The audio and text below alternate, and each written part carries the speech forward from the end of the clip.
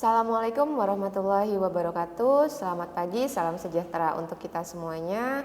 Perkenalkan, nama saya Nurse Resa Nirmala Jona Magister Keperawatan. Saya adalah salah satu dosen di program studi D3 Keperawatan Stikes Telogorejo Semarang.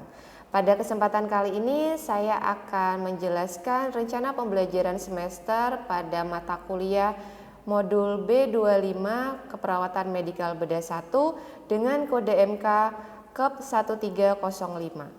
Adapun deskripsi dari mata kuliah ini yaitu mata kuliah Keperawatan Medikal Bedah 1 ini terdiri dari 3 SKS, yaitu 2 SKS teori dan 1 SKS praktikum. Mata kuliah ini terdiri dari konsep dan perspektif keperawatan medikal bedah, peran dan perawat medikal bedah dalam kebijakan pelayanan kesehatan, pengelolaan penyakit infeksi endemis, pengelolaan pasien dengan gangguan sistem yaitu sistem pernafasan, kardiovaskuler, perkemihan, pencernaan, dan endokrin. Untuk capaian pembelajaran lulusan pada mata kuliah ini terdiri dari 3, yaitu pengetahuan, keterampilan umum, dan keterampilan khusus. Untuk pengetahuan, yaitu mengetahui konsep teoritis kebutuhan dasar manusia. Untuk keterampilan umum, yang pertama menyelesaikan pekerjaan berlingkup luas dengan menganalisis data serta metode yang sesuai dan dipilih dari beragam metode yang sudah maupun belum baku dengan menganalisis data. Yang kedua, menunjukkan kinerja dengan mutu dan kuantitas yang terukur. Dan untuk keterampilan khusus, yang pertama mampu memberikan asuhan keperawatan kepada individu, keluarga, dan kelompok, baik lingkup sehat, sakit, dan kegawat daruratan dengan mengedepankan aspek biopsikososial, kultural, dan spiritual yang menjamin keselamatan pasien sesuai standar asuhan keperawatan. Untuk yang kedua, mampu mengelola asuhan keperawatan sesuai kewenangan klinis.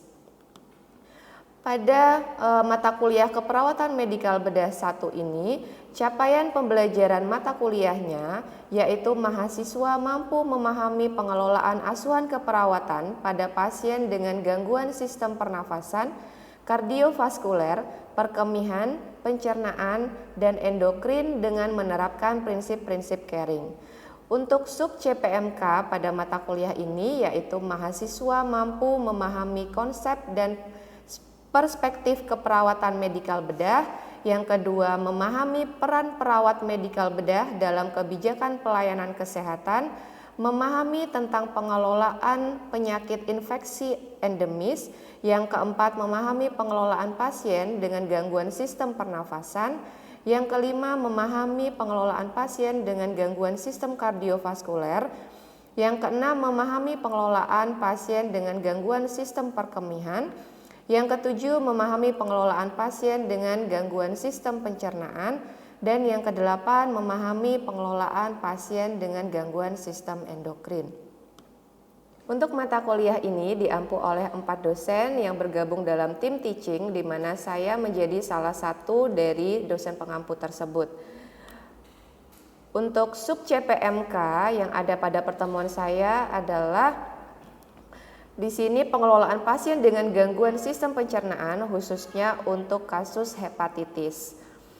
Terkait dengan tugas terstruktur untuk mahasiswa, di sini ada penugasan untuk mahasiswa membuat video edukasi mengenai hepatitis, kemudian juga ada menyusun asuhan keperawatan pada pasien dengan gangguan sistem pencernaan. Untuk mengevaluasi ketercapaian pada mata kuliah ini, di situ ada 4 bobot. Yang pertama adalah secara kognitif itu sebesar 40%, kemudian untuk area psikomotor itu dengan ujian praktikum sebesar 20%, kemudian ada tutorial 20%, serta tugas terstruktur itu 20%. Demikian rencana pembelajaran semester untuk mata kuliah modul B25 Keperawatan Medikal Bedah 1 yang bisa saya sampaikan. Untuk RPS ini sudah terupload pada Learning Management System yang ada di Stikes Telogorejo Semarang. Terima kasih atas perhatiannya. Saya akhiri. Wassalamualaikum warahmatullahi wabarakatuh.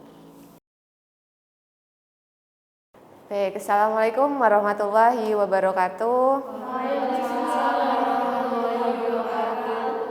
Selamat siang teman-teman semuanya. Siang. Ya, sehat? Sehat. Baik. Sesuai dengan rencana pembelajaran semester yang sudah teman-teman baca ya pasti ya di LMS. Jadi pada pertemuan ke-12 ini Bu Resa akan menjelaskan terkait dengan asuhan keperawatan pada pasien dengan hepatitis ya. Di sini untuk di modul keperawatan medikal bedah 1, salah satu sub CPMK-nya adalah kita akan belajar bersama terkait dengan asuhan keperawatan pada pasien dengan hepatitis. Ya. Pasti di sini akan ada tujuan dari pembelajaran kita pada pertemuan hari ini, itu adalah di sini mahasiswa harus mampu memahami pengelolaan pasien dengan gangguan sistem pencernaan. Dengan bahan kajiannya kita pada pertemuan kali ini itu adalah asuhan keperawatan pada pasien yang mengalami hepatitis. Ya. Baik, sebelum Bu Resa masuk ke hepatitisnya nih, kira-kira apa yang kalian ketahui tentang hepatitis? Ada yang sudah pernah tahu? Izin menjawab Ibu. Ya, silakan. Perkenalkan, nama saya Miza Seraskar Mayang dengan NIM 121075. Baik, hepatitis adalah peradangan pada hati karena terinfeksi virus. Ciri khasnya adalah sklera matanya berwarna kuning, Ibu. Terima kasih. Baik, tadi benar sekali ya yang sudah disampaikan oleh Mizao. Jadi itu terkait dengan hepatitis ya. Tadi tanda khasnya adalah dia skleranya berwarna kuning, kemudian itu juga merupakan peradangan pada organ kita ya, hepar atau hati. Nah, sebelum kita mengarah ke hepatitisnya, di sini kita akan mereview kembali sepertinya apa sih fungsi dari hati itu sendiri. Apabila seseorang itu mengalami gangguan atau peradangan pada organ hepar itu atau organ hati, apa yang akan mengalami gangguan ya. Di sini untuk fungsi yang pertama ya pasti akan menghasilkan empedu. Ya, fungsinya empedu itu untuk menghancurkan lemak dan membuang racun yang ada di dalam tubuh kita. Kemudian di sini juga menghasilkan kolesterol dan protein. Ini adalah berfungsi untuk menyalurkan lemak ke seluruh tubuh ya. Kemudian di sini ada mencerna obat-obatan menjadi zat aktif di dalam tubuh ya. Kemudian di sini juga menyimpan zat besi untuk membentuk hemoglobin ya yang ada di dalam tubuh kita. Nah, tadi ini sudah disampaikan oleh Mizao ya. Untuk hepatitis itu sendiri dia adalah peradangan pada hati. Bisa itu terinfeksi oleh virus itu sendiri. Virusnya virus apa? Virus hepatitis ya, virus hepatitis. Kemudian di sini juga bisa terjadi karena ada toksin dari konsumsi alkohol atau obat-obat zat aktif ya. Bisa juga di sini ya dia mempunyai gejala yang pasti di sini gejalanya adalah seperti penyakit kuning ya, bisa itu kulitnya kuning atau skleranya kuning, biasanya itu menjadi tanda khas seseorang terkena hepatitis. Nah, di sini hepatitis itu dia terbagi menjadi dua untuk kondisinya, ada secara akut dan juga secara kronis. Namanya akut berarti dia di sini adalah ya kurang dari 6 bulan dia terinfeksi oleh virus. Sedangkan kalau kronis dia sudah terjadi peradangan hati itu lebih dari 6 bulan ya, atau minimalnya adalah dia terjadi 6 bulan. Nah, kalau seseorang sudah terjadi peradangan, apa yang akan terjadi pada organ hatinya?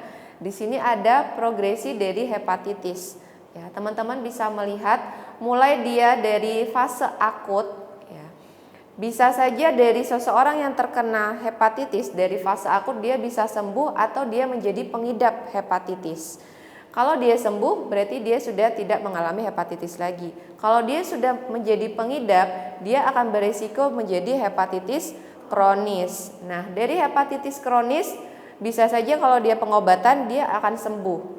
Kalau misalnya terjadi perburukan, dia bisa mengalami komplikasi menjadi sirosis.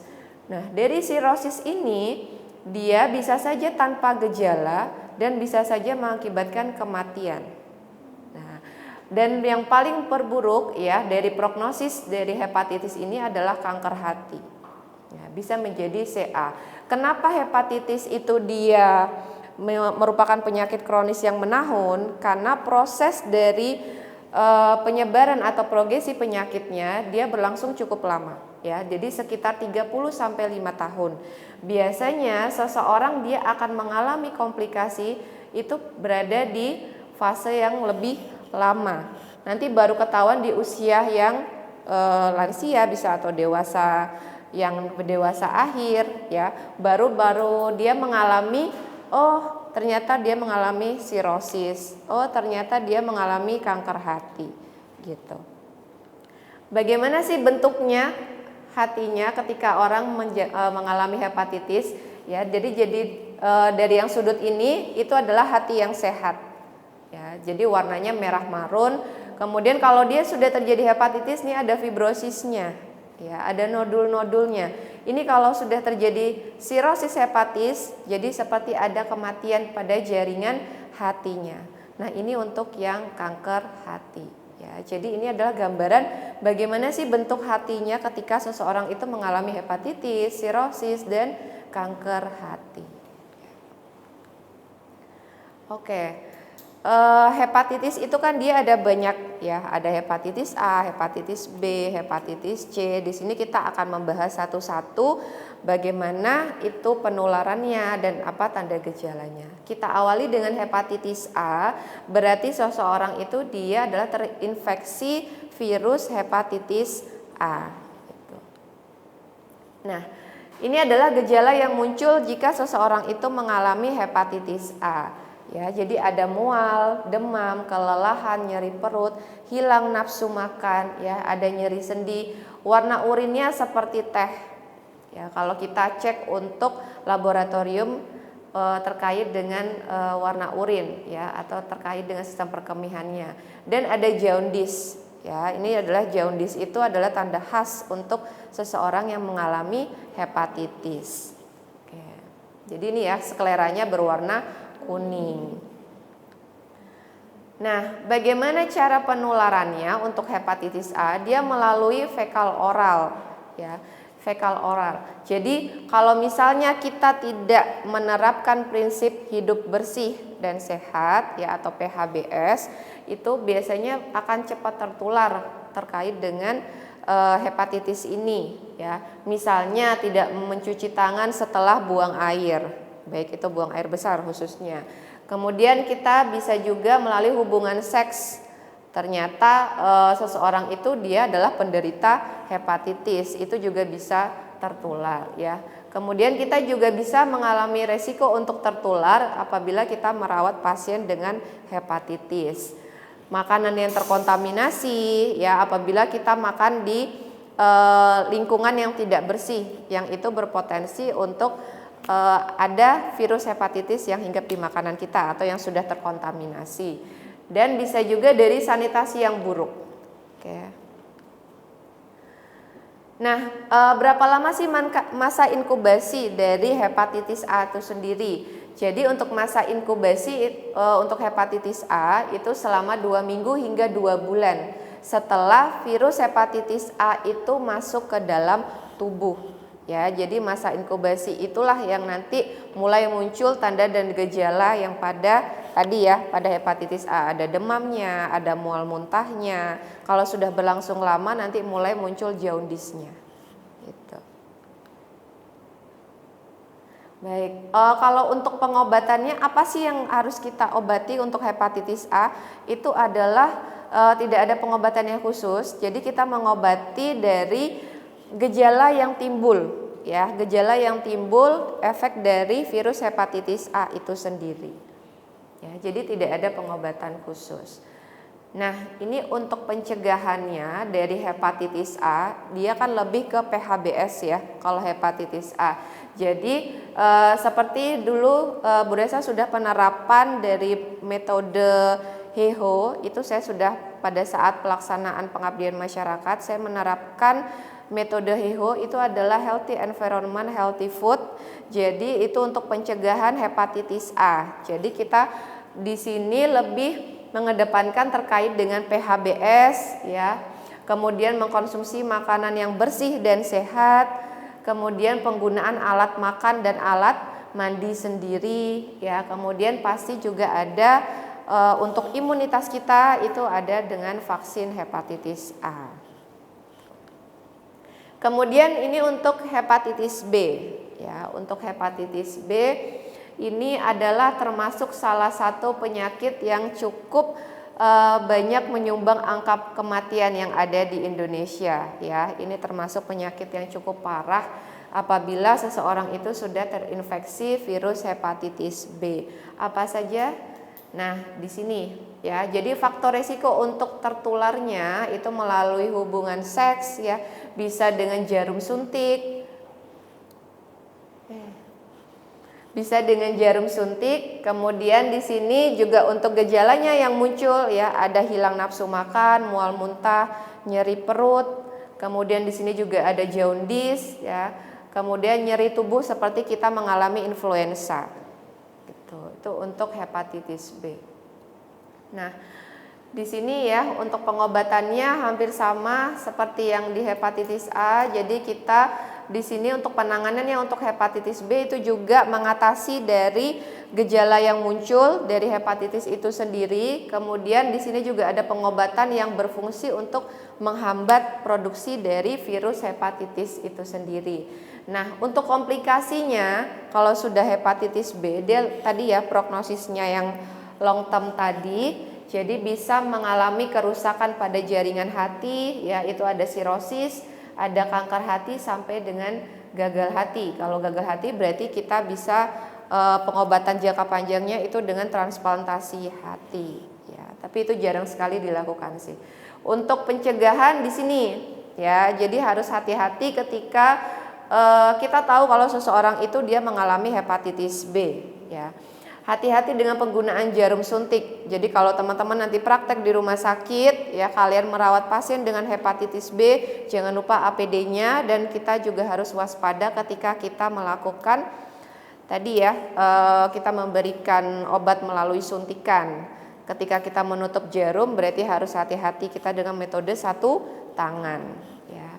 Kemudian jangan berbagi alat peralatan pribadi, ya, makan satu sendok bersama, minum bersama, itu kita menjaga, ya, menjaga untuk proteksi diri kita sendiri. Kemudian jangan melakukan hubungan seks, ya. Kalau mau memang melakukan hubungan seks berarti kita dengan menggunakan pengaman, ya. Tapi kan kalau kalian belum, ya, karena belum nikah, ya. Ya, dan kita juga bisa melakukan pencegahan dengan vaksin hepatitis B. Ya, ada vaksin hepatitis B. Sudah divaksin hepatitis B? Belum. Berarti nanti sebelum kalian praktek, kalian juga harus proteksi dengan vaksin hepatitis B. Ya. Nah, kemudian untuk hepatitis C.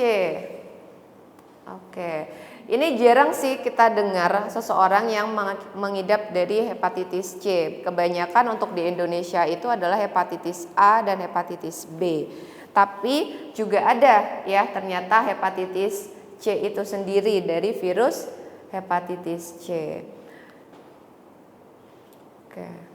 Nah, untuk konsep asuhan keperawatan. Nah, kalau kalian di sini adalah seorang perawat, pastikan kita akan mengelola atau memberikan asuhan keperawatan pada pasien dengan hepatitis, ya. Kita mulai dengan tahap asuhan keperawatan. Yang pertama itu adalah pengkajian, ya. Hampir sama seperti semua penyakit, kita melakukan pengkajian pasti dari, ya, identitasnya, keluhan utamanya, ya, riwayat kesehatan sekarangnya seperti apa dari pasien itu sebelum dibawa ke rumah sakit sampai dengan pasien itu dibawa ke rumah sakit apa yang dialami, ya.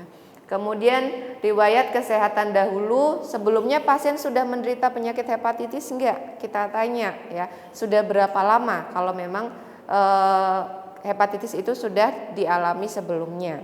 Kemudian riwayat kesehatan keluarga. Ada enggak sih dalam satu keluarga itu juga mengalami hepatitis, ya. Kemudian di sini untuk pengkajian, ya, pemeriksaan fisiknya kita khususkan di PF abdomennya, ya. Kita inspeksi, ya, ada enggak pembesaran pada daerah perut. Kalau inspeksi berarti kita melihat, ya. Kemudian kita auskultasi bising ususnya. Ya, kita auskultasi ada enggak masalah pada bising ususnya. Kemudian kita palpasi, ada enggak nyeri tekan khususnya pada kuadran kanan atas. Ya. Kemudian untuk perkusinya ada enggak kelainan seperti hipertimpani. Ya. Nah, untuk pola kesehatan kita menyorotkan di 4 pola kesehatan ini yang biasanya terganggu pada pasien dengan hepatitis. Ya, untuk pola nutrisi biasanya tadi kan keluhannya ada mual muntah, tidak nafsu makan, pasti nanti juga akan berpengaruh pada pola nutrisinya. Untuk pola eliminasi tadi ya, masalahnya pada urinnya pekat seperti teh, kemudian juga fesesnya itu berwarna pucat. Ya. Kemudian untuk pola aktivitas dan latihan, biasanya untuk pasien hepatitis itu dia akan mudah lelah. Pasti dia akan terbatas untuk melakukan aktivitas. Ya. Kemudian pola istirahat tidur, ini biasanya terganggu apabila seseorang itu dia mengalami nyeri, ya, nyeri pada perutnya. Itu untuk pola kesehatan yang terganggu. Nah, ini adalah pemeriksaan diagnostik ya yang biasanya akan kita cek di laboratorium untuk menunjang dari hepatitis itu sendiri. Ya, ada SGOT, SGPT untuk sistem pencernaannya, ada hemoglobin, ya, ini adalah darah rutin, kemudian ada bilirubinnya, albuminnya, dan ini adalah untuk pemeriksaan hepatitisnya adalah dengan HBsAg. Ya, apabila dia positif berarti dia memang terpapar oleh virus hepatitis. Oke, dari pengkajian ada diagnosis keperawatan yang bisa muncul pada pasien dengan hepatitis, ya. Itu ada nyeri akut ya berhubungan dengan agen pencedera fisiologis, ada defisit nutrisi, ya. Ada intoleransi aktivitas dan bisa saja terjadi hipertermi untuk fase akutnya. Ya, jadi ini diagnosis keperawatan yang biasanya muncul. Kalau intervensi keperawatan ya biasanya mengikuti dari apa diagnosis yang muncul pada kasus itu. Misalnya kalau nyeri akut berarti kita bisa memberikan apa? Manajemen nyeri, ya, bisa itu secara kita memberikan terapi komplementer ya, bisa dengan terapi musik atau kompres air hangat pada daerah nyerinya. Oke, teman-teman sudah paham untuk intervensinya. Oke, ini adalah untuk referensi terkait dengan hepatitis ya. Salah satunya juga ada dari hasil publikasi untuk pengabdian masyarakat saya terkait dengan metode dari HEHO tadi ya, Healthy Environment Healthy Food untuk pencegahan hepatitis A. Oke, sampai di sini teman-teman ada yang mau ditanyakan untuk hepatitis? Baik Ibu, saya izin bertanya. Perkenalkan, saya Sofira Kusuma dengan NIM 121105. Tadi kan Ibu sudah Ibu jelaskan ada macam-macam hepatitis ya Bu. Saya bertanya untuk yang hepatitis A, bagaimana proses penularan pada hepatitis A dengan sanitasi yang buruk seperti itu? Terima kasih. Baik, tadi sudah saya jelaskan ya untuk pertanyaannya tadi bagaimana proses penularan untuk disanitasi yang buruk untuk hepatitis A. Nah, seperti yang teman-teman tahu tadi sudah saya jelaskan juga kalau hepatitis A itu kan dari oral fekal ya. Kalau disanitasi yang buruk apabila seseorang yang pengidap hepatitis ternyata dia buang air besar di sanitasi itu atau di perairan itu, kemudian ada seseorang yang lainnya ya, dia mengkonsumsi juga dari air yang dikonsumsi itu adalah berasal dari sanitasi itu. Misalnya dipakai buat minum, buat mencuci beras ya, buat mandi. Nah, itu juga akan berpotensi untuk penularan dari fesesnya orang yang mengidap hepatitis tadi yang ada di sanitasi tersebut bisa tertular ya melalui sarana tadi sanitasinya yang buruk. Apabila orang itu juga melakukan pola hidup sehari-harinya adalah dari sanitasi itu. Itu sih untuk yang bagaimana proses penularannya karena dari oral fekal untuk hepatitis A. Gitu. Ada yang mau ditanyakan lagi? Sudah cukup ya, sudah cukup jelas untuk hepatitis. Nah, terkait dengan penugasan di sini kan sesuai dengan di RPS bahwa teman-teman kan ada tugas untuk di hepatitis untuk di hepatitis maksudnya ya. Jadi teman-teman nanti bisa dibagi menjadi beberapa kelompok. Silakan kalian membuat video edukasi terkait dengan hepatitis. Itu. Untuk durasinya maksimal 7 menit. Ya, kalian nanti bisa melakukan modifikasi apa saja yang bisa kalian edukasi melalui video itu. Nanti videonya bisa kalian upload ya, bisa kalian upload di YouTube-nya Stikes. Kemudian nanti linknya bisa diberikan ke saya untuk saya koreksi. Gitu. Ada pertanyaan untuk tugas? Sudah jelas ya? Ya. Baik, terima kasih untuk perhatian teman-teman semua pada pertemuan siang hari ini. Apabila nanti ada yang mau ditanyakan lagi bisa pada pertemuan berikutnya ya, kita akan mereview kembali. Dan untuk pertemuan berikutnya kita akan membahas juga untuk gangguan sistem pencernaan nanti pada penyakit yang lain. Itu. Baik, terima kasih untuk perhatiannya. Saya akhiri. Wassalamualaikum warahmatullahi wabarakatuh. Waalaikumsalam warahmatullahi wabarakatuh. Ya.